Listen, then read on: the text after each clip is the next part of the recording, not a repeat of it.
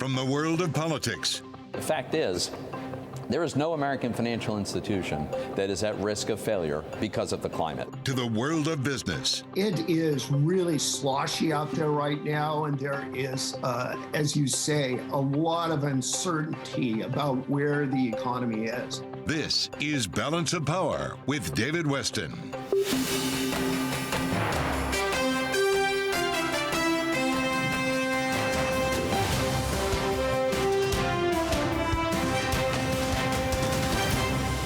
From Bloomberg World Headquarters in New York to our television and radio audiences worldwide, welcome to Balance of Power. Well, it has been a big day for central banks, with the Fed nominees facing questions in Congress, the Bank of England announcing a rate hike, while the ECB stand pat, at least for now. Earlier today, BOE Governor Andrew Bailey spoke with Bloomberg's Francine Lacqua. I think it is likely that, we will raise rates again. I think that's more likely than not. I would say, though, however, please, when I say that, don't overinterpret it. There are, I think, good reasons in our forecasts and our reports suggest that we will see inflation. We will see inflation come off. We will see demand growth start to weaken. That was Bank of England Governor Andrew Bailey speaking with Bloomberg's Francine Lacqua, and you're going to hear much more of the highlights of that interview later today on Bloomberg Television and on radio. Meanwhile, back here in the United States, Wall Street has been waiting for promised new regulation on several fronts from the SEC. We welcome now the chair of the SEC. He is Mr. Gary Gensler. So thank you so much, Mr. Chair, for being with us.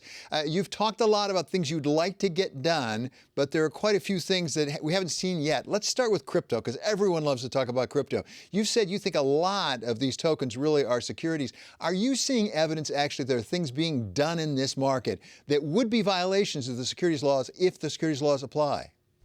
Well, David, I thank you for inviting me here, and you're right. We do have a broad agenda, and crypto is part of that agenda, but it's an agenda really to make the capital markets work better for the investing public and for the companies on the other side, to drive more efficiency in these markets. As to your question about crypto, the agency is really just looking out for investors, and many of these tokens, I'm not trying to prejudge anyone, but many of these tokens have the attributes of securities. They're raising money from the public, and the public is anticipating profits based upon the efforts of others. And so we've brought a number of actions. We're trying to work with the various crypto platforms, the exchanges, the lending platforms to come in, get registered, find where we can to adjust our rule set to get the investor protection for the public. As you say, you've encouraged the exchanges to come in and get registered. At the same time, a lot of them have not, as far as I can tell. At what point do you have to force them? Well, no, it's because, look, if you're a platform and you have 75 or 100 or sometimes 5,000 tokens on that platform, probabilities are that a number of them, and maybe many of them, are what's called a security. And it's Congress painted with a broad brush. And it comes down to this: are you raising money from the public, and the public's anticipating profits based on the efforts of others? My predecessor, Chair Clayton, the agency that I'm honored to chair at this point in time, is going to try to pursue investor protection. And if that means bringing greater enforcement actions, we'll do that. But it would be better to have these platforms come in, work with us, and come under the securities laws. Do you think you've done everything you can under the statutes as they exist now? Do you need legislation in order to really go after and really get registration from those exchanges? I think that the laws are pretty clear as laid out in the 1930s. And we have an ability to work with these exchanges using various authorities to basically tailor some of these, because these crypto exchanges and lending platforms have operated differently than the traditional New York Stock Exchange. But would it be helpful to work with Congress on some things? I've said this in the past around some details around transfer agents and others. Yes. But unless Congress says otherwise, we have to ensure there's investor protection in this space. And we're going to work with the Commodity Futures Trading Commission, where there's some that are commodity tokens, because while many of these our securities. Some may be under their remit, and we work together as two federal agencies. Let me turn, Gary, if I could, to a second item on the agenda in no particular order here, and that is payment for order flow, something that you've come out against. Last August, you said you were considering actually banning it altogether. Where does that regulation stand? And at this point, do you still think that's possible to ban it altogether, or is it more likely we'll have full disclosure? Well, again, what we're trying to do within our remit is help investors get a better deal on one side and companies raising money on the other side a better deal, and drive greater transparency and efficiency in the middle of the market. So in the equity markets right now, if you place a market order, a retail market order, 95% do not go to the lit exchanges, do not go to NASDAQ or New York Stock Exchange. They go to wholesalers, and they don't have order by order competition. And part of that is because of what you just said, payment for order flow, which is, yes, it's banned in the UK and in Canada and Australia. The European Union, through something called ESMA, is looking at that right now. And so I think it's natural that we look to say, how do we drive greater competition and efficiency of this market, and use the tools that Congress have given us. But are you keeping open the possibility, the option at least, of banning it altogether? And if so, when will you make a decision whether you'll do that or not? Well, it would be a decision for the 5-member commission. We would put it out to notice and comment so the public gets to weigh in. We benefit from the public's view, from the investor side, and the issuer side. To basically, a lot of our market right now is dark. It's not in the lit markets, David. It's dark and going to wholesalers, and how we get more transparency and competition in the market. So each feature is on the table, whether it's something called the minimum increment or tick size, or the national best bid, best offer, and how the order routing works. And yes, that includes not just payment for order flow, but possibly what's called exchange rebates. So it all fits together, and we haven't served up a recommendation to the commission yet. And the commission, if they supported it, would put it out to public comment. Do you have an estimate or a guess of when you might serve it up to the commission? David, I learned long ago not to sort of do that. I have occasionally, and it's about trying to get the economics and the law and the policy right, get it in front of a commission. If so, get it out to the public. So I understand the question, but I'll beg off for a moment. I learned long ago to expect that answer, but nonetheless to ask the question. You never know. No, you're doing your job. I'm trying to do my job. I can answer. A lot of us really focused a lot on the payment for overflow when we had the Robinhood situation with those meme stocks, which I think we've just passed the 1-year anniversary of. At the time, I know this commission was looking into the possibility that there was some wrongdoing. Have you drawn a conclusion? The fact we haven't seen enforcement action, does that suggest that maybe there wasn't any wrongdoing? Well, again, for the public, in the job I'm in, I'm also a chair of a commission, and sometimes has to vote on these various enforcement actions. So I can't get into any one matter or prejudge anything. But there was 4 matters of policy, not enforcement, but policy, that we noted, and the staff did a staff report. And one of them we're going to take up next week, actually, in an open commission meeting, is about the plumbing of the stock market, what's called clearing and settling, and how we can take some risk out of the system. And also last year, the retail public found that they were foreclosed from trading, that a number of brokerage apps said, nope, it was a fateful Friday, and they said you couldn't buy any more of this stock or that stock. So we're trying to address the plumbing and put a proposal out next week. We'll also, I think, hopefully be taking up what's called digital engagement practices, what some people call gamification, and what to do there. And as you've and I've been talking about, the actual market structure itself. So there's 3 or 4 projects that we have here, and next week we're going to put our first proposal, hopefully, in front of the public, subject to my commission's approvals. A third item on the agenda you laid out has to do with climate and disclosure with respect to climate. My understanding, there's been Bloomberg reporting on this, that now we are having the SEC ask for more detail, for at least from subsidiaries, on registration statements.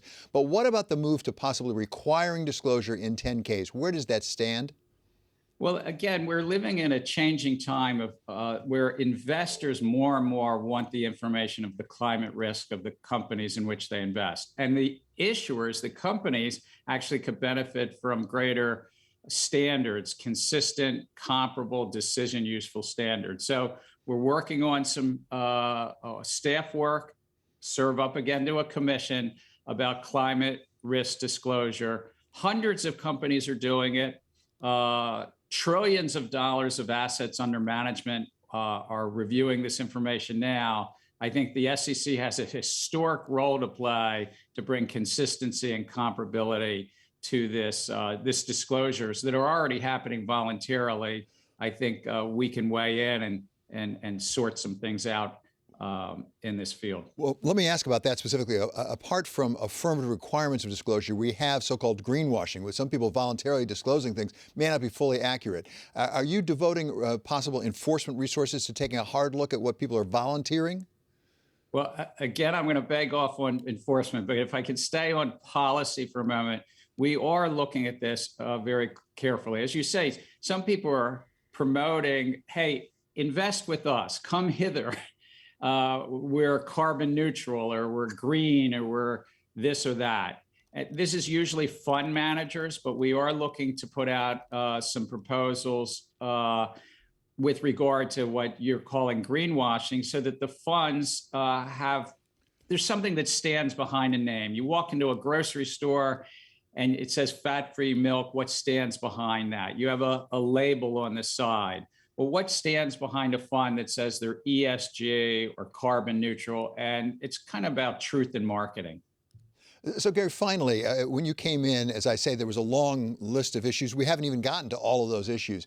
There was a lot of expectations in Wall Street. A lot of things would be coming fairly soon. That may have been Wall Street's fault. We may have been over-anticipating. But now that you're into this job, give us a sense, and you don't have to promise. I won't hold you to it. There's no 10b-5 disclosure here that I'm aware of. But what would you hope to get done this year, in calendar year 2022? So, look, I look at it more broadly. We have an opportunity to make markets fairer to the American public, to working families, to early investors, to retirees. And we also have a chance to lower the cost of capital to the companies raising money. So we've got, it's all public. We have nearly 50 of these projects.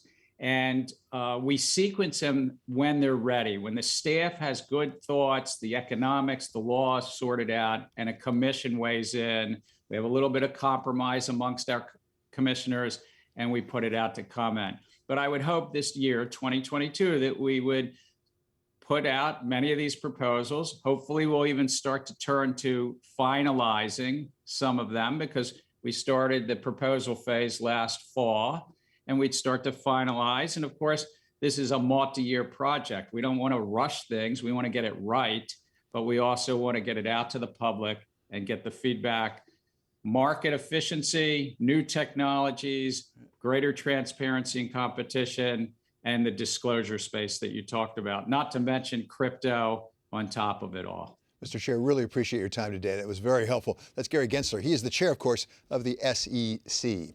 Coming up here, getting our arms around the economy and where it is headed, with economist Laura Tyson of the UC Berkeley Haas School of Business. This is Balance of Power on Bloomberg Television and on radio.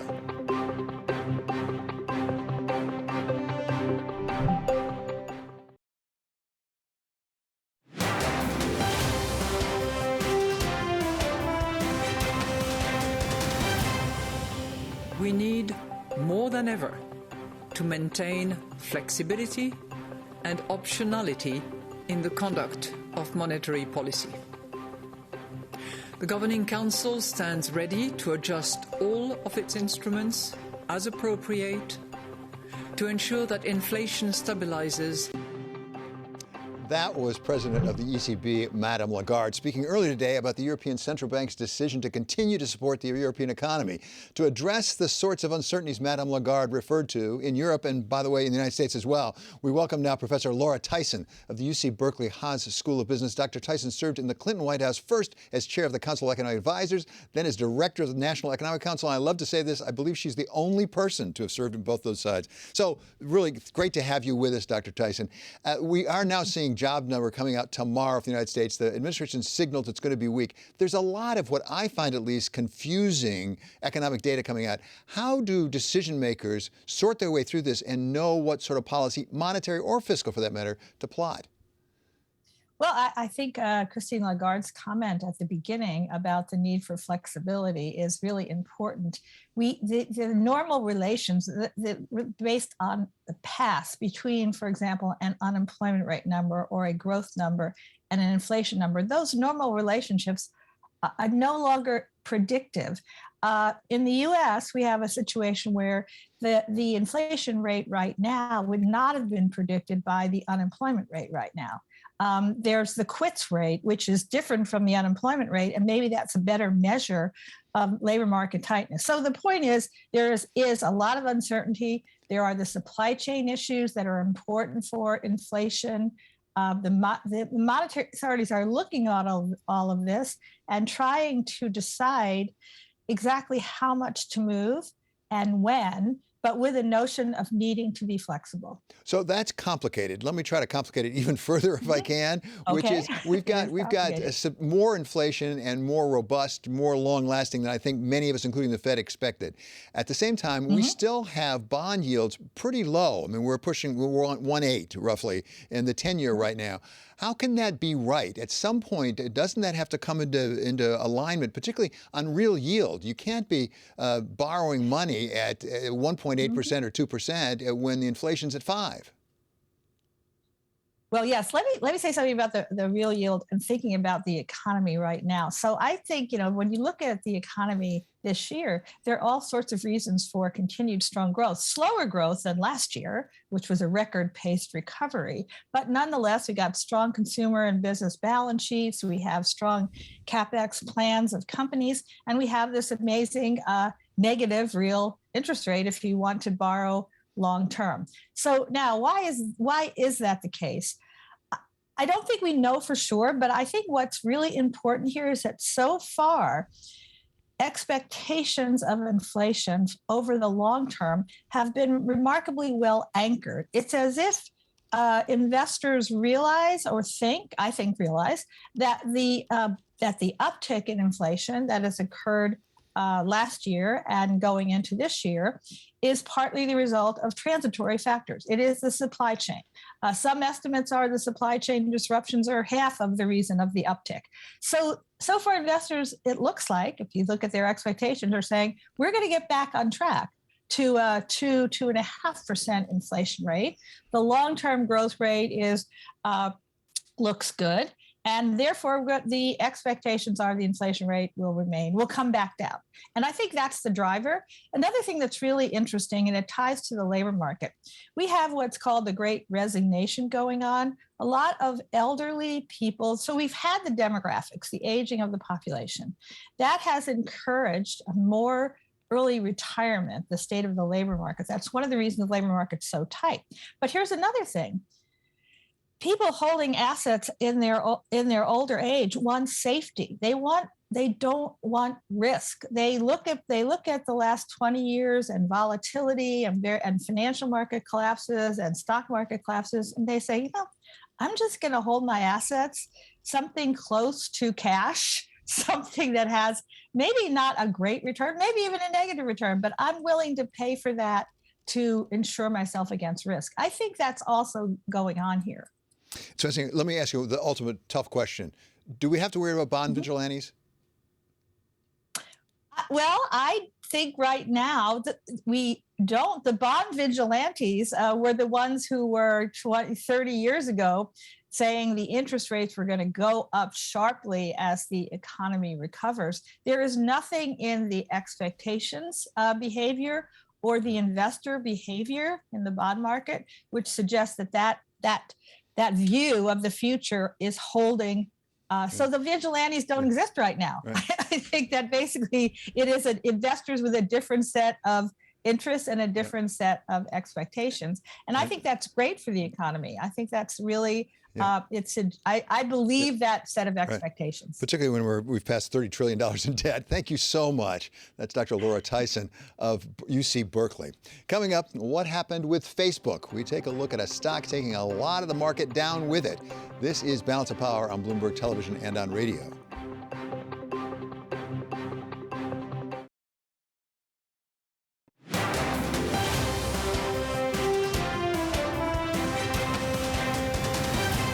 This is Balance of Power on Bloomberg Television and Radio. I'm David Weston. Shares of Meta platforms plunged by more than 26% this morning after Facebook's user base faltered last quarter. It's the stock's biggest drop ever and could rank as the worst one-day wipeout of market value in history. For more, let's bring in now Bloomberg's Abigail Doolittle. Well, this got your attention. It certainly did. I mean, this is really stunning, that kind of a decline.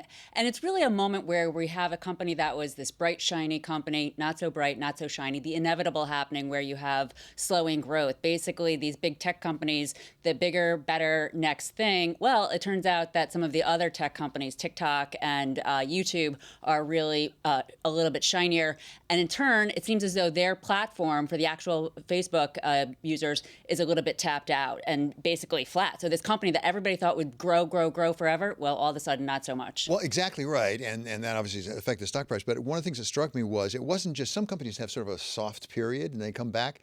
This seems to be, no, we've got to restructure the company. Agreed. We've got to redirect the whole company. Agreed. This is a business shift because in terms of that flattening in terms of the Facebook users, they're taking a look at what's happening with video. So their Instagram Reels, they want to really get going. And then also the watch on Facebook. But the problem is they have to spend to do that. So that's going to eat into margins 3 or 4 basis points. And then, of course, the other big margin piece of business, the renaming to Meta, going into that metaverse. First of all, some investors seem disappointed that's 2 years away. I don't find that to be that surprising. $10 billion last year on something that won't be around for a couple of years. 10% of operating margin this year. A lot of investment that comes out of operating income as well. And at the same time, you're not sure what's there. Yes. Well, the interesting thing is that they can offset it with, in terms of going down to earnings, they can offset it with taxes and other, offsets. But nonetheless, if you have that being peeled out there on top of the idea that this company really is having to repackage itself to bring users back and engage them with this content, it's a tricky, tricky business. Yeah, I should say very tricky. Thank you so much. It's quite a story. That's Bloomberg's Abigail Doolittle. Coming up, we go to the White House and Deputy National Security Advisor Jon Finer. Let's talk about the military strike against Islamic State in Syria and the standoff with Russia over Ukraine. This is Balance of Power, and we are on Bloomberg Television and we are on Bloomberg Radio.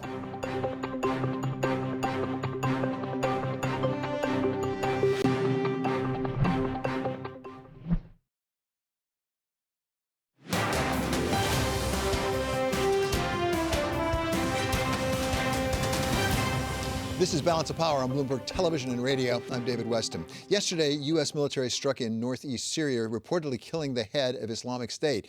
Here is President Biden addressing the attack a short time ago. Last night, operating on my orders, the United States military forces successfully removed a major terrorist threat to the world, the global leader of ISIS, known as Haji Abdullah. For more on the strategic significance of this attack, we welcome now Jon Finer. He is Deputy National Security Advisor, coming to us from the White House. So, Jonathan, thank you so much for joining us. Explain the strategic significance of this, because unfortunately, a lot of us out in the public thought maybe we were past Islamic State. Now it seems to have come back, both with this attack on the leader, but also a few days ago we had that horrible fight at a prison for Islamic fighters. I appreciate the question because you're right. The capability and the threat and the organization of ISIS has been substantially degraded in recent years, over 3 successive administrations now. But the threat is far from eliminated. It is still with us. They are still plotting against both the United States and our partners and allies. And that's why the strike, sorry, I shouldn't say strike, the operation that took place last night, because importantly, it was not an airstrike, but troops who were actually put on the ground to minimize civilian casualties. The operation that took place last night to remove the ISIS leader is going to make it much harder for that organization to reconstitute and continue to pose a threat. The attack that they waged against a prison in northeast Syria that you just described is just one example of their ongoing efforts. That one to free a bunch of their fighters, attempting to free a bunch of their fighters who are captive there, which was largely thwarted, is just one example of the ongoing capability they have, even as their capacity has diminished in recent years. So if you can you sort of quantify or prioritize how big a threat this is? Because you're dealing with a lot of threats right now. We'll talk about some of the other ones in a moment, but how big a problem is this Islamic State? Is it really reconstituting itself as a real threat in the region? It is among the very foremost threats to the United States and our partners and allies in this region, and frankly in other regions. One of the things that has also taken place in recent years is that ISIS, like Al-Qaeda and like some other terrorist organizations, has metastasized to different parts of the world. There are ISIS chapters now in Africa, in South Asia, and other places. And importantly, the United States needs to be able to demonstrate and needs to be able to that we can keep our people safe no matter where the threat exists. And last night's operation, which was conducted with extraordinary skill and capability by our special forces, shows that even in relatively far-flung parts of the world, in this case, northwest Syria, in a small village, the leader of an organization like this can be found and can be dealt with. So, as you know so well, Jonathan, this comes out against the backdrop of the continuing tension over Ukraine and a back and forth. Most recently, of course, we had the order for troops to go into Eastern Europe. We had Mr. Putin, the president of Russia, reacting rather badly to that. Can you give us your sense right now of where the two sides are? Because I've seen some indications that maybe both sides may be looking for a way back down. So I think that remains to be seen whether the Russian side is in fact looking for that. We've been very clear in our response that if Russia chooses to go into Ukraine, launch another military invasion of Ukraine, it will face severe consequences. It will face economic consequences from the financial sanctions that we and our partners and allies have prepared. It will face export controls. It will face a Ukrainian army that is backed by security assistance that is being provided by the United States and some other partners to enable them to better defend themselves. And it will face exactly the opposite of what the Russian government says it wants, which is an increase in U.S. force posture in NATO countries along its border. That is what we announced yesterday. And that is what we've begun to execute and will begin to execute in the days ahead as U.S. troops deploy to these countries. So there's been various overtures and discussions back and forth. We have now President Putin saying he wants to keep talking about things. Is there any plans for there to be a meeting between President Putin and President Biden? So again, I'm not going to reveal the existence of plans that may or may not take place for further diplomacy. I will say that we have said we are open to increased communications with our Russian counterparts, including at the head of state level between the two presidents. But no plans now for such a conversation. We are in regular contact with our Russian counterparts at a range of levels and will continue to be because we prefer, frankly, a diplomatic outcome here and not an outcome that leads to another conflict. But the choice is going to be Russia's about whether it actually is open to a diplomatic solution. A choice is going to be Russia's. I understand that. Makes perfect sense. But how stark a choice is it? And I mean by that this. It seems unlikely to me, you know more about it than I do, it seems unlikely to me that President Putin will just decide, oh no, forget it, I'll just back down and go away. Are we providing the Russians with some out so President Putin can save some face, at least, with his own country? I wouldn't call them outs. I mean, we have made clear to the Russian side, and we've made clear publicly, that we are open to a range of possibilities, again, a range of steps that could be taken on both sides, by the Russian government and by the United States and our partners and allies, to improve the security environment in Europe and to negotiate these things diplomatically. NATO has communicated that directly to the government of Russia. The United States has communicated that to the government of Russia, both in writing. And so, again, there are real concrete proposals on the table that would be reciprocal, that we believe would improve and enhance the security environment in Europe. And Russia will need to make a decision about whether it would prefer a military operation to a diplomatic solution. We know where our preference is, diplomatic solution. But if Russia goes the other direction, we are very prepared for that eventuality as well. How does this play against another, perhaps even larger geopolitical priority for President Biden and for the United States, which is China? A lot of presidents have been saying, really, we have to be paying attention to China.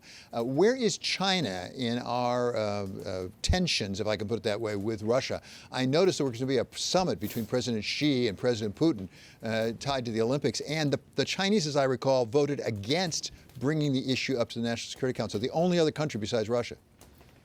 So one of the things I think that the military operation that took place last night shows is the United States does not take our eye off the ball on other problems just because we are dealing with the situation on the Russia-Ukraine border. And that very much goes for the security environment in the Indo-Pacific and for China, which we have said from the beginning of this administration is the most consequential, most significant challenge the United States faces, which is this strategic competition that we are in with China in a number of domains and around the world.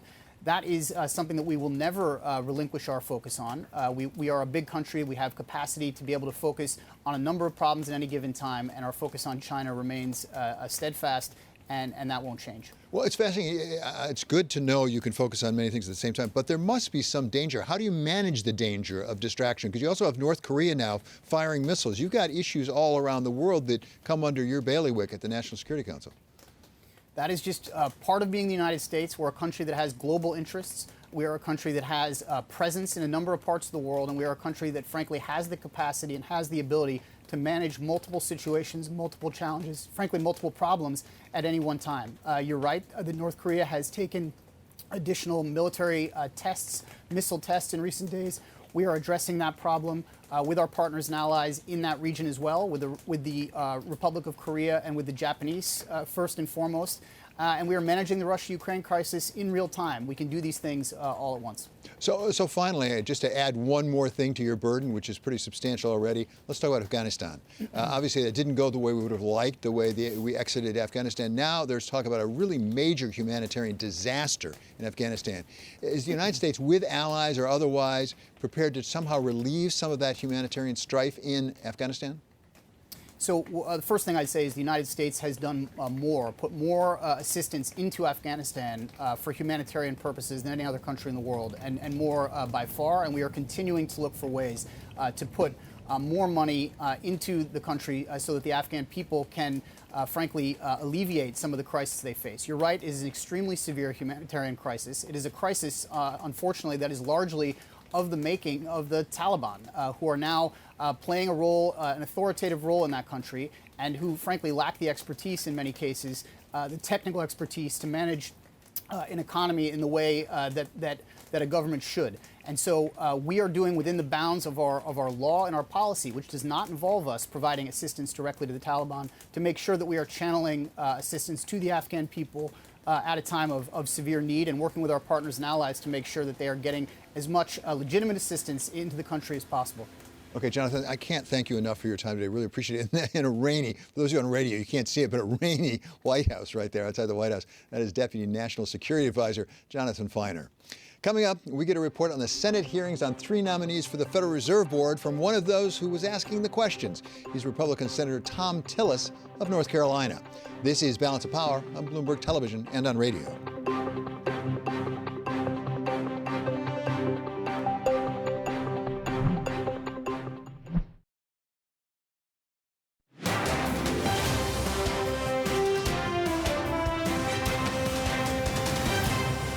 This is Balance of Power on Bloomberg Television and Radio. I'm David Weston. For Bloomberg First Word News, we go now to Mark Crumpton. David, thank you. President Biden says a major terrorist threat was eliminated during a U.S. raid in northwest Syria. American officials say the leader of the militant group Islamic State was killed when he detonated a bomb as American forces closed in. There were no American casualties. Russia's President Vladimir Putin and China's Xi Jinping will meet in person tomorrow for the first time in more than 2 years. The meeting in Beijing comes as the two presidents find themselves increasingly aligned against a common adversary. President Putin is using the occasion to court President Xi to help offset the U.S.'s alliance network, describing the two countries in an interview with Chinese state media as playing, quote, an important stabilizing role. Europe is at a crossroads in the fight against COVID. A top World Health Organization official said today there is a potential, quote, ceasefire in sight. Regional Director Hans Kluge says Europe needs to drastically increase vaccinations, particularly in lower and middle-income countries. While cases and hospitalizations from the Omicron-driven wave are still rising in Europe, deaths are beginning to plateau. Officials in Texas say they're confident the state's power grid can avoid a repeat of last year's catastrophic blackouts as a major storm sweeps through the region. They are reassuring Texans there's more than enough capacity to keep power flowing, even if demand for electricity and natural gas soar to record levels. But they warn the icy blast could still cause local outages. Global news 24 hours a day, on air and on Bloomberg Quick Take, powered by more than 2,700 journalists and analysts in over 120 countries. I'm Mark Crumpton. This is Bloomberg. Thank you so much, Mark. The Senate Banking Committee today held hearings on the confirmation of nominees for 3 open positions on the Federal Reserve Board, 1 for Vice Chair for Supervision and 2 for governors. Welcome now a member of that committee. He is Republican Thom Tillis of North Carolina. Senator, thank you so much for joining us here. You sat in there. I saw the questions that you asked of the nominees. Give me a sense, do you come out of that meeting with a different view about any or all 3 of those nominees in terms of your willingness to confirm? Well, I just simply do not think Professor Cook presented herself as being prepared. How can you ask a question about asset caps on some of our largest banking institutions and say you haven't really studied the area? That's a pressing matter. It's been around ever since the caps were imposed. Ms. Raskin is well documented opposing a bill that I was one of the bipartisan co-sponsors on for that was called Senate 2155, Banking Regulatory Reform. She's obviously pro-regulation and not right-sizing regulations. And Mr. Jefferson, who hails from a college only about 15 minutes from my house, I had a great meeting with him this week, and I believe that he's probably well positioned to get my support, but I can't see supporting the other 2. Yeah, I have a brother-in-law who went to Davidson, actually, so I know that. It's quite a college. So have you decided firmly you are not going to vote for both Lisa Cook and for Sarah Bloom Raskin? Right. Because, I mean, if you take a look at, in stark contrast to Mr. Jefferson, they have a well-documented, long history of being heavy-handed regulators. And I think in a supervisory position where we made so much progress under Quarles, we run the risk of seeing some of that reversed. And so, yeah, I'm making it very clear that I will not be supporting their nominations, and I will be supporting Mr. Jefferson's. So let me ask you about Sarah Bloom Raskin specifically, because she's had experience not just at the Fed, she was on the Fed, but also the Treasury, but before that in Maryland, as you know, as the banking regulator. And I noticed that a lot of the small independent regional banks came out strongly supporting her, as I understand it. Do they agree with you about her tendency to perhaps over-regulate? Well, you know, it may very well be that they're hoping that she will focus on, I think of the banking system as an ecosystem, and they may very well think that the attention is going to be focused on some of the larger banks, so why not develop a friendly relationship so that they get less harm? But I don't think that that's the right approach. I think we need to recognize that we have to have regulations.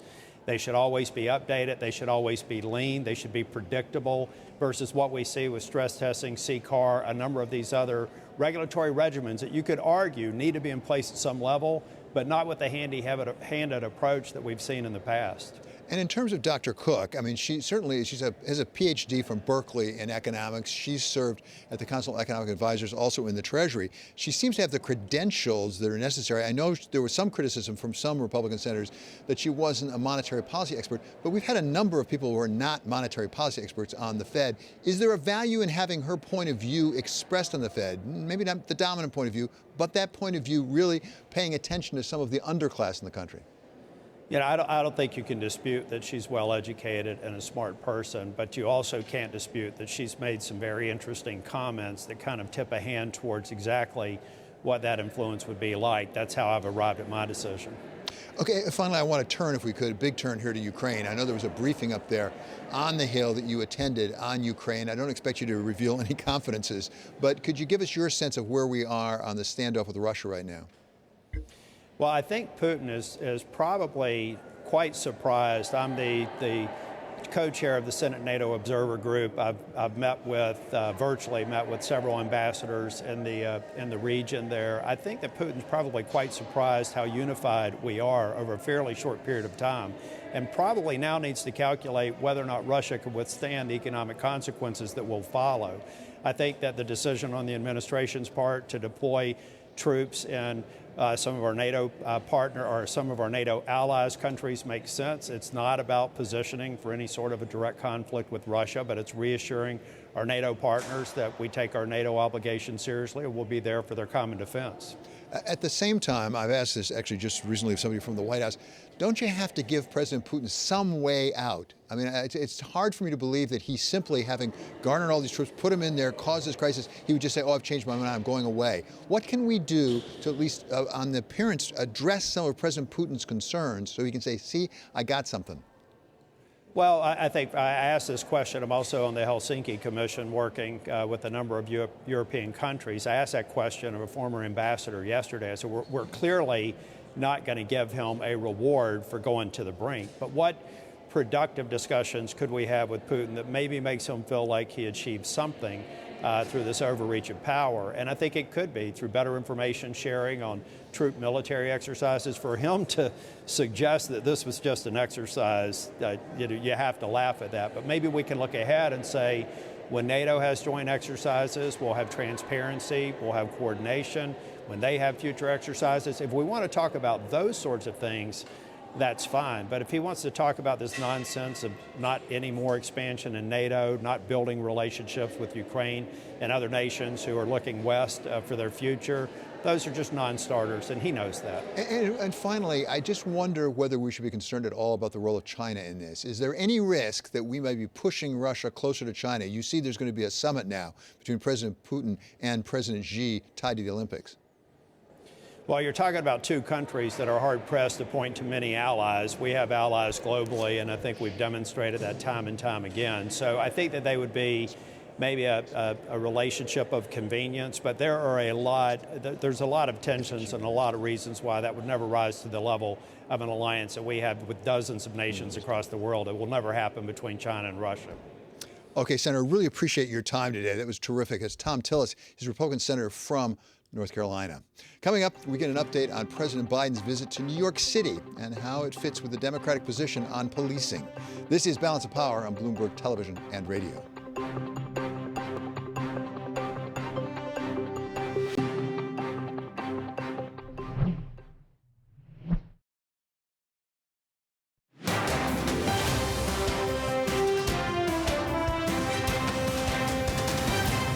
This is Balance of Power on Bloomberg Television and Radio. I'm David Weston. President Biden is visiting us here in New York City today, meeting with Mayor Adams to talk about ways to address the surge in gun violence. Washington correspondent Anne-Marie Hordern is here with the president. We're welcoming her now to New York. Well, welcome to New York. Great to have you with us. So what does the president hope to accomplish by coming to New York City? I mean, he's not going to go out and actually start arresting people. No, and it's great to be back in the 212. Thank you. So he's really just going to be standing alongside also this newly elected, fresh-eyed mayor who was a leader also in the NYPD, kind of has this honeymoon moment in New York, a celebrity status. And a lot of this, David, is really about politics and the midterms. The Republicans have been bashing this administration and the Democratic Party on crime, inflation, education. And today is a moment the president could really potentially talk to the electorate that he is hearing what they have to say when it especially comes to crime. I'm sure, of course, going to give the condolences for those two police officers who recently died in the line of duty. So this is, I think, a moment for him to, which many have been saying, political strategists, that he needs to move back to the middle ahead of the midterms. Well, and the question always then is, how does he move back to the middle without losing some of the progressives? Because you have the defund the police element there. Right. They're not going to be happy with hearing a lot of tough law and order talk. No, this is the difficult line the president is trying to really maneuver around. So he has said outright, I am not for defunding the police. But has that really resonated with voters? Because individuals in his own party want to see that happen. They want to see that defunding of the police. And the president has done, and Jen Psaki, they have said the president is not for this. He said just last week when he visited Pittsburgh, you guys need to get paid more to those local police officers. And today he's going to be pushing a lot of funding for more police officers and also funding for community intervention in some of these urban areas. It's fascinating. Well, you'll be covering it all for us. Thank you so much for being here, Anne-Marie. Great to have you back in 212, as you call it. I want you to check out the Balance of Power newsletter on the terminal and also online. Coming up, Balance of Power continues on Bloomberg Radio. And in our second hour, we're going to be talking with former HP CEO Carly Fiorina about the shock to big tech with the news of Facebook growth stalling. Is there competition finally in big tech? We're going to talk to Carly Fiorina about that on Balance of Power. Right now, we are on Bloomberg Television and on Bloomberg Radio.